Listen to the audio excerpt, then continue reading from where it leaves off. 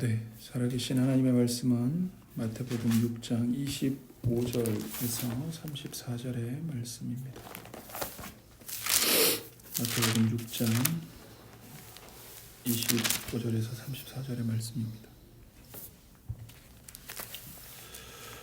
그러므로 내가 너희에게 이르노니 목숨을 위하여 무엇을 먹을까 무엇을 마실까 몸을 위하여 무엇을 입을까 염려하지 말라. 목숨이 음식보다 중하지 아니하며 몸이 의복보다 중하지 아니하냐.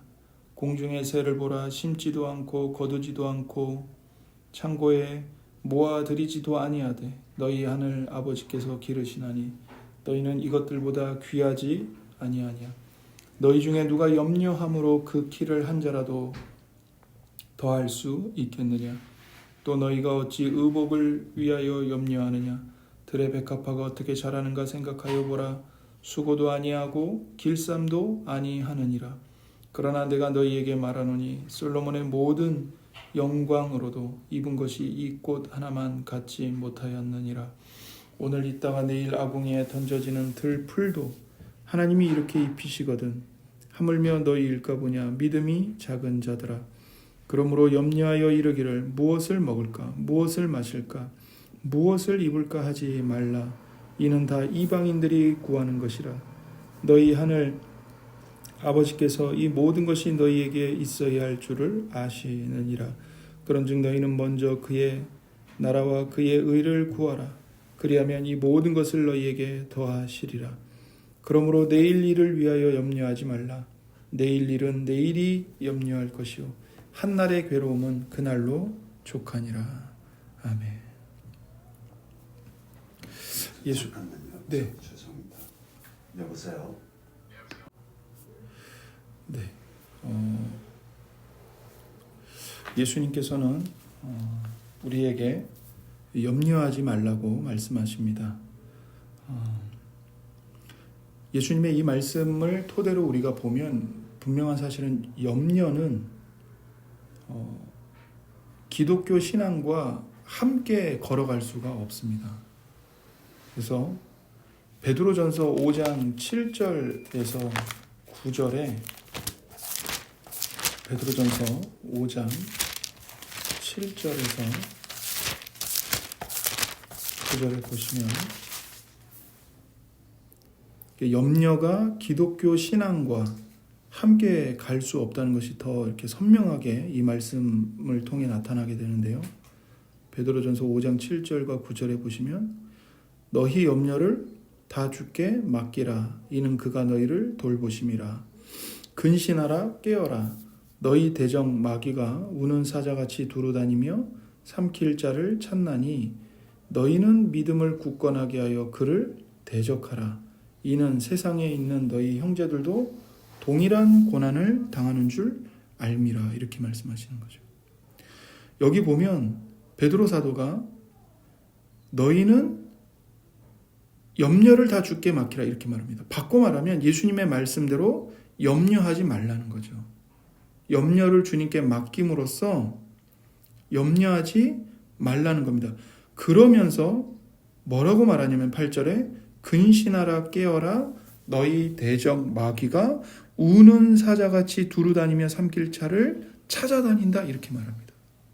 그러니까 지금 베드로 사도는 염려와 마귀를 연결시켜서 함께 말합니다. 무슨 뜻입니까? 마귀가 우는 사자같이 두루 다니면서 집어삼킬 자를 찾아다녀요. 근데 그 마귀가 무엇을 통해 사람을 집어삼킬까요? 염려입니다. 염려에 짓눌려 있는 영혼. 염려에 사로잡혀서 주님을 바라보지 못하는 그 심령, 그 마음을, 그 사람을 마귀가 집어삼키기 위해서 두루두루 다닌다는 거예요. 그래서 여러분, 염려는 마귀가 우리를 집어삼키는, 죄송합니다, 아가리입니다. 입입니다. 마귀의 아가리가 뭐예요? 염려입니다. 마귀는 염려를 통해서 우리 마음을 혼미하게 만들고 염려를 통해 결국 우리의 영혼과 우리의 삶 전체를 집어 삼키는 겁니다. 그래서 염려는 마귀의 아가리예요. 그렇기 때문에 염려는 예수님에 대한 믿음과 같이 서 있을 수가 없고 같이 갈 수가 없는 겁니다. 염려에 의해서 믿음이 집어삼킴을 당하든지 믿음이 염려를 깨부수든지 둘 중에 하나인 거죠. 그러나 예수님도 그렇고 베드로 사도도 그렇고 그러면 예수님을 믿는 모든 성도들은 염려가 다 없느냐? 모든 염려가 깨끗하게 사라져서 하나도 없느냐? 그렇지 않습니다. 신자에게 염려가 있다는 것을 인정합니다. 그러니까 베드로 사도가 7절에서 뭐라고 말하는 거예요? 너희들의 염려를 다 주님께 맡기라는 겁니다. 염려가 없다는 말이 아니에요. 너희들이 이 땅에서 예수님의 제자로 살아갈 때 염려를 겪을 수밖에 없고 염려를 가지고 갈 수밖에 없다는 거예요. 당할 수밖에 없다는 겁니다. 그래서 9절에도 뭐라고 말하냐면 이렇게 말하죠. 이는 세상에 있는 너희 형제들도 동일한 고난을 당하는 줄을 알미라. 너희만 고난을 당하는 게 아니다. 이 세상에 있는 너희 형제들, 즉 다시 말해 모든 교회, 모든 성도들이 다 똑같은 고난을 당하면서 이 믿음의 길을 걸어가고 있다. 그러니까 신자는 고난으로부터 면제되지 않습니다. 그러나 그 고난 속에서 우리가 염려를 경험하게 될 터인데 그 염려에 집어삼킴을 당해서는 안 된다는 겁니다. 방법은 뭡니까? 너희 염려를 모두 다 주님께 맡겨라. 여기서 이 맡기라는 말은 던진다는 뜻입니다. 염려를 마음에서 뜯어내가지고 주님 앞에 다 던지라는 겁니다. 왜요? 이는 그가 너희를 돌보시기 때문이다. 돌보시기 때문입니다. 그래서 베드로 사도가 이 염려를 주님께 맡기는 것과 무엇을 이 같은 말에 놓냐면 근신하라 깨어라 너희 대적 마귀를 대적하라 이렇게 말하는 거예요. 근신하라 깨어라 너희 대적 마귀가 우는 사자같이 두루다니며 삼킬 자를 찾나니 너희는 믿음을 굳건하게 하여 그를 대적하라. 마귀를 대적하는 방법이 뭡니까? 믿음을 굳건하게 해서 마귀를 대적하는 방법이 뭐예요? 7절 너희 염려를 다 주님께 맡기라. 우리의 염려를 주님께 다 던지는 것. 기도로 아뢰고 기도로 주님 앞에 토설하고 이것이 뭐와 같다고요? 믿음을 굳건하게 하여 우리의 대적인 우리의 원수인 마귀를 대적하는 것과 같다는 거예요. 그러니까 마귀를 대적하는 방법은 기도입니다. 주님께 우리 염려를 다 내어 던지고 맡기는 겁니다. 이게 마귀를 대적하는 방법이에요. 그래서 여러분, 염려는 마귀가 우리를 집어삼키는 수단이고요. 이 염려는 예수님에 대한 믿음과 함께 갈 수 없습니다. 우리가 정말 하나님의 은혜로 구원을 받은 신자들이라면 우리는 은혜로 구원을 받은 자들로서 우리의 모든 염려를 다 하나님께 아뢰면서 던져야 됩니다. 다 주님께 맡겨야 합니다. 의탁해야 합니다. 그렇게 함으로써 마귀를 향해 근신해야 되고 깨어 있어야 되고 이 염려가 마귀가 지금 이 염려를 통해서 나를 집어삼키려고 하고 있다는 사실을 깨닫고 우리의 염려를 주님께 다 내어 맡기면서 마귀를 대적해야 되는 거죠. 이게 예수님의 보혈로 용서받고 구원받은 모든 신자들이 해야 할 영적인 전투인 겁니다. 영적인 전투인 거예요. 그러니까 내 마음에 자꾸 염려와 근심이 생길 때 하나님의 약속의 말씀을 읽고 묵상하고 그 말씀을 붙잡고 하나님 내 모든 염려를 맡깁니다. 이 말씀에 의지하여 하나님께 염려를 맡깁니다. 나를 사랑하사 나를 위해 자기 몸까지 버리신 예수 그리스도의 사랑과 은혜를 의지하여 나의 모든 염려를 다 아버지께 맡겨 드립니다. 하나님은 나를 사랑하사 나를 위하여 독생자이신 예수님, 그 하나밖에 없는 성자 예수님까지도 나에게 주신 분입니다. 내가 죄인이었을 때조차 용서받을 자격도 없고 은혜를 구할 자격도 없고 하나님을 향해 아버지라고 부를 자격도 없었고 아버지께 나아갈 아버지께 도움을 구할 어떤 자격도 없었던 버림받아 마땅한 아버지의 원수 중에 원수였던 나를 하나님께서 용서해 주시고 하나님의 아들이신 예수님까지 십자가에 내어주시면서까지 나를 용서해 주시고 나를 사랑하시고 나를 구원하셨고 나를 용납하셨고 나를 받아주셨습니다. 그 예수님을 내어주신 아버지 하나님의 사랑에 의지하여 내 염려를 아버지께 다 맡겨드립니다. 이 영적인 싸움을 우리가 매일매일 싸워야 돼요. 이 싸움을 싸우지 않는 건 직무유기입니다. 여러분, 우리가 예수님을 믿어서 하나님의 자녀로 구원받았다는 것은 동시에 뭘 뜻하냐면 하나님의 군사로 징집됐다는 걸 뜻하는 거예요. 영적인 군사로 부름을 받은 겁니다. 하나님 나라의 군사가 되어서 하나님 나라를 위해 하나님의 의를 위해 이제는 치열한 영적인 전쟁을 싸우는데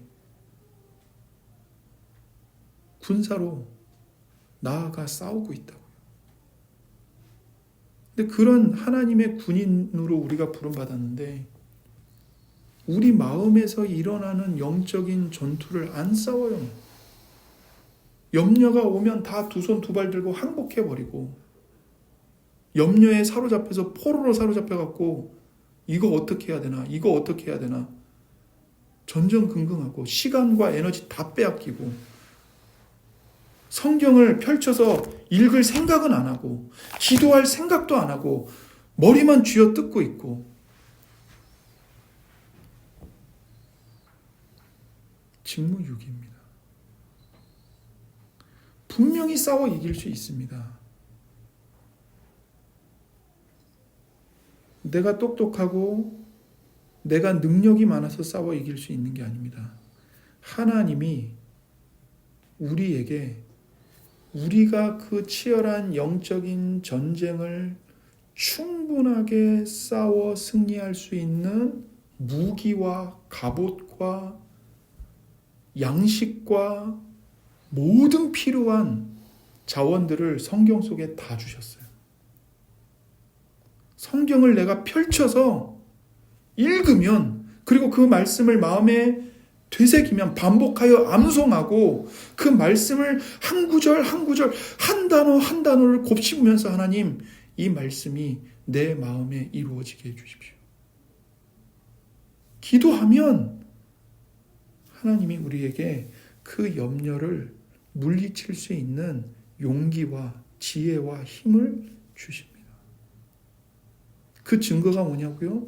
성경을 펼쳐서 읽어보세요. 다니엘, 느헤미야, 에스더, 모세, 다윗, 심지어 야곱까지도 사기꾼이었던 그 야곱조차도 룻, 모압 여인이고 이스라엘 회중에 들어올 자격이 전혀 없는 모압 사람이고 심지어 여인이었다고요. 이방 여인. 근데 그 룻조차도 하나님의 은혜를 받아서 하나님의 권속이 됩니다. 기생 라합은 어떻고요?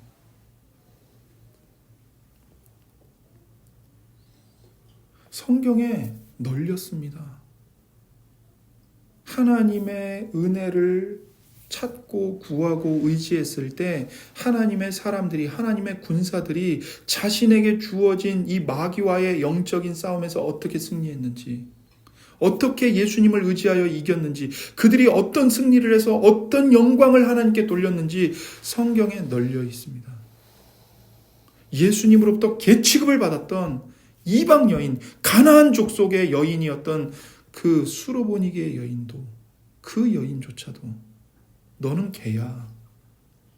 너는 하나님의 자녀가 아니야. 너는 하나님의 은혜를 받을 자격이 없고 너는 그저 멸망받아 마땅한 하나님의 원수야 라고 취급을 받았던 그 이방 여인조차도, 가나안 족속의 딸조차도 예수님께 나와서 넘치는 은혜를 받고 돌아갔습니다. 예수님이 그 여인을 향해 칭찬하신 게 뭡니까? 너의 믿음이 크구나. 너의 믿음이 크도다. 제자들을 향해서 누구도 예수님이 그렇게 칭찬하지 않으셨어요. 베드로를 향해서도, 요한을 향해서도, 야고보를 향해서도. 근데 딱 그 수로보니게 여인하고 그 로마 군사 백부장, 하나님의 자녀가 될 자격이 조금도 없는 그 이방 사람들. 근데 수로보니게 여인은 더군다나 이방 여인이에요. 가나안 족속의 딸이에요.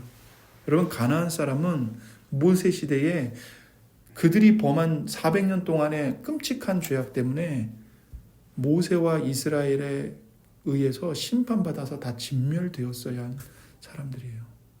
근데 그들의 후손이라고요. 그 가나안 여인. 근데 그 여인이 예수님께 나와서 계취급을 받아도 예수님께 매달리니까 예수님이 뭐라고 칭찬하세요? 너의 믿음이 크다. 바꿔 말하면 여기 있는 이스라엘 사람 어느 누구보다도 네가 주님께, 하나님께 더 가까이 있는 사람이다. 이 칭찬을 하신다. 성경만 펼치면 내가 지금 당면한 이 염려의 문제, 마귀가 나를 집어삼키려고 하는 이 영적인 공격을 내가 어떻게 막아낼 것인가, 어떻게 이겨낼 수 있는가, 이 상황에서도 어떻게 하면 내가 하나님을 기뻐하며 하나님의 말씀에 순종할 수 있는가, 내가 어떻게 하면 하나님의 뜻을 분별하여 순종함으로 하나님을 기쁘시게 하고 하나님의 마음을 시원케 해드리고 하나님의 이름에 합당한 영광을 올려드릴 수 있겠는가, 그 모든 지혜와 자원이 다 성경 속에 있습니다. 오해하지 마십시오. 영적인 전투가 쉽다는 얘기가 아닙니다. 어렵습니다. 저도 이 말씀을 전하지만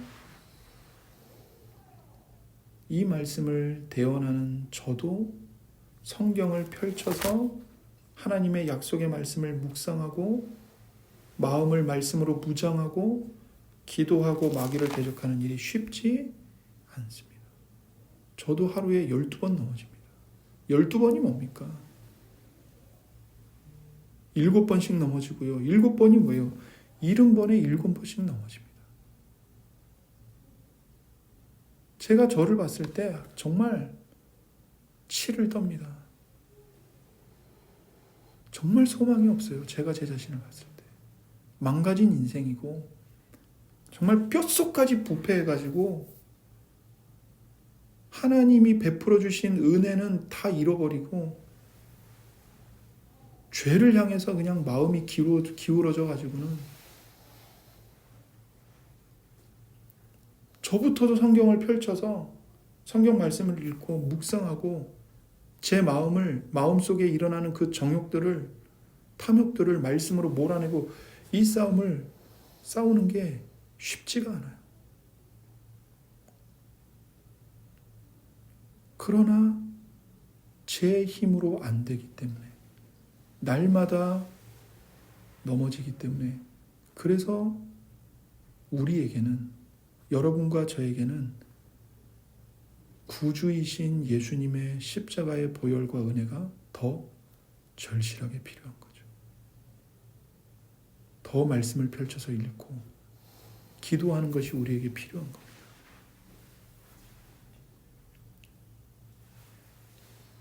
70번씩 7번 넘어지셨습니까? 그러면 70번씩 7번이라도 너에게 와서 용서를 구하는 형제를 용서해라 라고 말씀하시는 예수님 앞에 나아가십시오. 그게 유일한 방법입니다. 예수님이 베드로에게 7번만 용서하는 게 아니고 70번씩 7번이라도 용서하라고 말씀하신 것은 예수님 그분이 그런 용서를 베푸시는 분이시기 때문에 그런 명령을 내리신 겁니다. 예수님은 7번이 아니라 70번씩 7번이라도 우리가 예수님 앞에 나가서 주님, 제가 또 잘못했습니다. 제가 또 똑같은 죄를 지었습니다. 이게 죄인 줄 알면서도 제가 주님을 모독했습니다. 주님 용서해 주십시오. 저는 구제불능입니다. 제 힘으로는, 제 의지로는, 제 결단으로는, 제 경건의 노력으로는 제 자신을 구원할 수 없습니다. 오직 예수님, 나를 사랑하사 나를 위해 십자가에 못 박히신 예수님, 예수님만이 나의 구원이십니다. 예수님만이 나의 의로움이시고 나의 거룩함이시며 예수님만이 나의 경건의 능력이십니다. 예수님 용서해 주세요. 예수님이 말씀하신 대로 7번이 아니라 70번씩 7번이라도 우리가 가서 예수님 발 앞에 엎드려 마음을 깨트려 쏟아 부으면서 용서를 구하면 예수님이 우리를 용서하시고 죄와 정욕을 이길 수 있는 거룩한 마음과 힘을, 성령의 능력을 우리에게 충만하게 부어주십니다. 신자는 그래서 이 땅에서 죄를 안 지으며 사는 사람이 아니고 죄를 범하여 넘어졌다가 다시 일어나는 사람입니다. 악인은 한 번 넘어지면 그냥 그걸로 끝이에요. 못 일어나요. 그러나 의인은 7번이라도 넘어졌다가 다시 일어나는 사람입니다. 그게 의인이고 신자죠. 그래서 염려는 마귀와 싸우는 영적인 전투인 겁니다. 그래서 염려는 기독교 신앙과 같이 갈 수 없어요. 싸워야 합니다.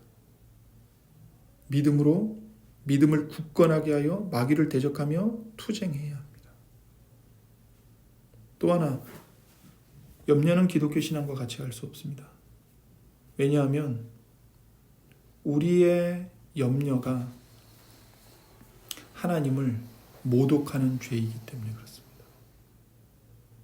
예수님이 6장에서 계속 말씀하신 게 뭡니다? 하나님이 너희 아버지시다. 하나님이 너희를 돌보신다. 그런데 그 약속의 말씀을 받고도 염려함으로 하나님을 의심하고 하나님의 말씀에 불순종한다면, 염려의 포로로 사로잡힌다면 그거야말로 우리의 아버지이신 하나님을 욕되게 하는 거죠. 그래서 염려는 기독교 신앙과 절대로 같이 갈 수가 없는 겁니다. 죽을 때까지 우리는 약속의 말씀을 붙들고 기도하며 염려와 싸워야 되고, 믿음을 굳건하게 하여 염려를 통해 우리를 집어삼키려고 달라드는 마귀를 대적해야 되는 겁니다. 우리의 대부분의 염려는 쓸데없는 염려인 경우가 많습니다. 일어나지 않을 일들을 염려하는 경우가 많습니다. 34절을 보십시오. 그러므로 내일 일을 위하여 염려하지 말라.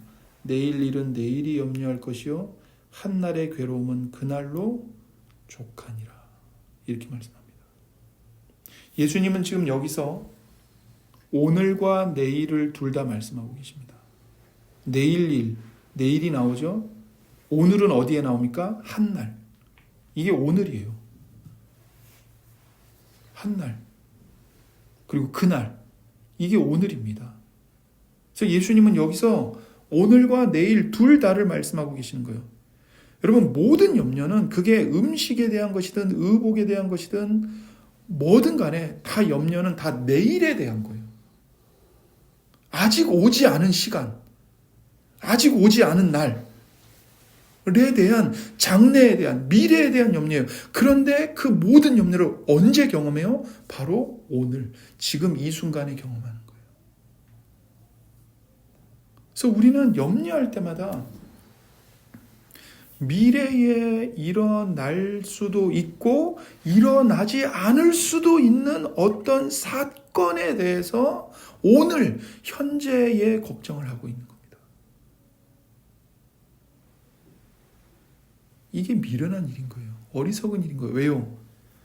내일에 대한 이러한 두려움들이 오늘 내가 너무나도 스트레스를 받고 있는 그 두려움들, 그 민감하게 염려하는 일들이 당장 내일이 되었을 때 일어나지 않을 수도 있기 때문이죠. 아니, 실제로 살아보면 공상인 경우가 더 많아요. 일어나지 않을 일들을 염려하는 경우가 훨씬 더 많다고요. 그러니까 말 그대로 헛된 염려를 하는 거예요. 쓸데없는 염려를 하는 거예요.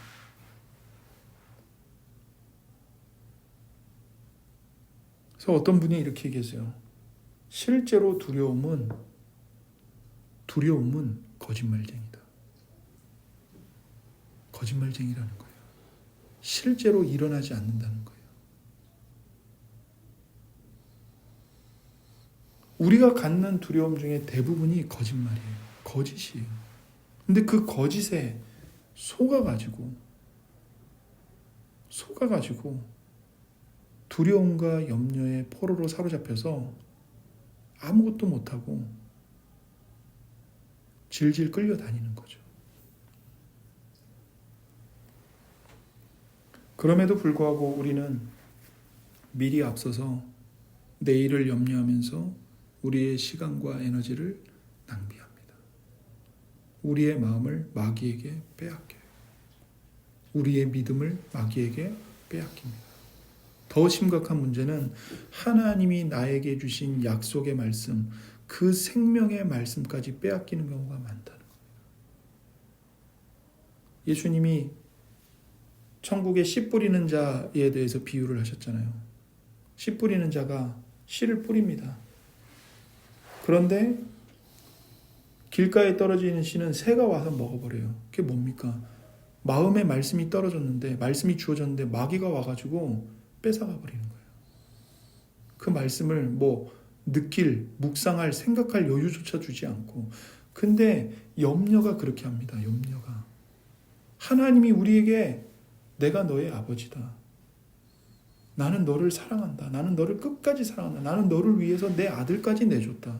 내 아들과 함께 모든 좋은 것을 내가 너에게 주었는데 왜 염려하느냐? 지금 네가 겪는 이 고통과 괴로움은 너를 연단하는 것이고 너를 나의 자녀답게 키우기 위한 하나의 교육이고 양육인 거다. 두려워하지 마라.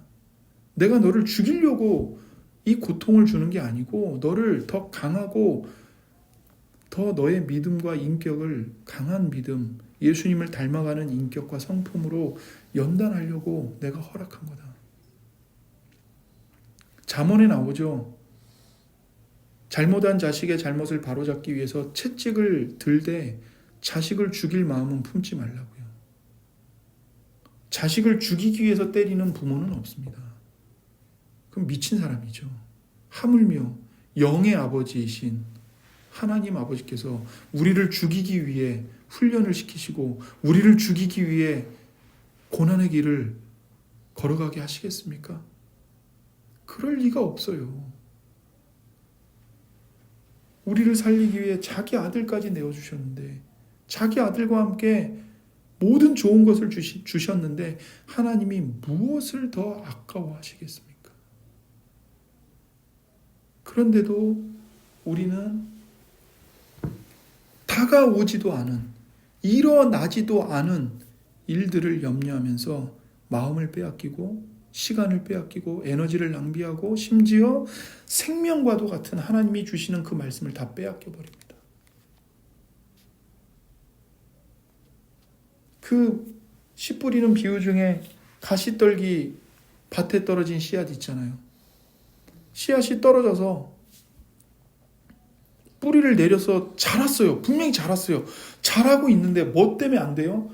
가시덤불이 무성하니까 그 가시덤불의 기운에 막혀가지고 이 싹이 자라다가 죽는 거예요. 예수님이 이걸 뭐라고 풀이하셨죠? 세상에 대한 염려와 재물의 유혹에 말씀이 가로막혀가지고 말씀이 자라지를 못하는 거예요. 우리가 매일매일 우리 마음을 짓누르는, 우리가 경험하는 그 세상의 염려, 돈에 대한 염려, 그것이 우리에게 주어진 하나님의 말씀이 자라지 못하도록 기운을 막는 겁니다. 그래서 염려는 기독교 신앙과 같이 갈 수 없습니다. 그리고 그 염려는 거짓말쟁이인 경우가 허다한데 그 거짓말에 속아서 시간도 빼앗기고 에너지도 빼앗기고 영혼은 영혼대로 황폐해지고 육체는 건강을 다 잃어버리게 되고 심지어 하나님의 생명의 말씀까지 빼앗기는 그 불행한 일들을 우리가 스스로 만들어내게 되는 겁니다. 자초하게 되는 거죠. 이것은 이방인들이 하는 것입니다. 32절을 보십시오. 이는 다 이방인들이 구하는 것이라. 너희 하늘 아버지께서 이 모든 것이 너희에게 있어야 할 줄을 아시느니라. 우리는 더 이상 이방인이 아닙니다. 이방인은 바꿔 말하면 고아입니다. 고아. 아버지가 없는 사람들. 이 광야 같은 이 우주에, 죽음의 고통이 가득한 이 우주에 던져진 고아들, 자기 힘으로 스스로 살아내야만 하는 고아들, 그게 이방인이죠. 그래서 자기를 보호하기 위해서 돈을 버는데 혈안이 되고 뭐라도 하나 더 갖는데 혈안이 되고 멋진 옷, 비싼 음식, 비싼 집, 비싼 자동차, 연봉 많이 받는 직업, 이런 것들로 자기를 치장하고 나는 괜찮은 사람이야, 나는 훌륭한 사람이야, 나는 내 인생에 닥친 문제를 얼마든지 해결할 수 있는 능력 있는 사람이야 라를 자랑하고 뽐내며 살지만 실상은 그들은 아버지가 없는 고아들입니다. 그러니 그 두려움을, 그 인생에 대한 막막함을 어떻게든 채워야 되고 보호를 받아야 되기 때문에 이 무한 경쟁 속에서 혈안이 되어서 살아가는 거죠. 어떻게든 남을 짓밟아야 하고 어떻게든 법의 구멍을 파고 들어가지고 하나라도 내가 더 이득을 봐야 되고,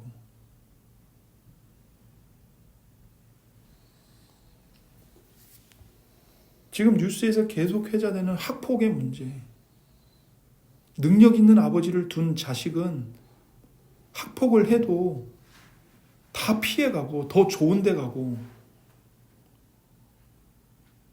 그러면서도 그것이 얼마나 비참한 것이고 얼마나 자기 인생에 하나님의 진노를 쌓는 일이며 자기 인생을 망치는 일인지를 전혀 모른 채 아무렇지도 않게 살아갑니다. 왜 그렇게 부끄럽게 삽니까? 왜 그렇게 짐승처럼 살아갑니까? 고아이기 때문에 그래요. 고아이기 때문에. 이방인이기 때문에. 아버지가 없거든요.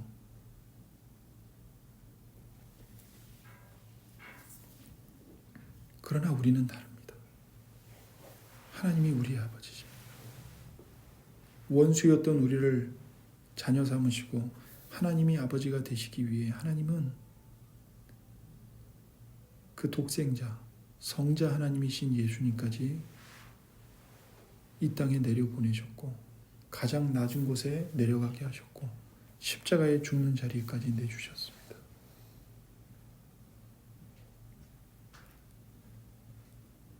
그러므로 우리는 32절의 말씀을 마음에 새겨야 되고 붙잡아야 됩니다.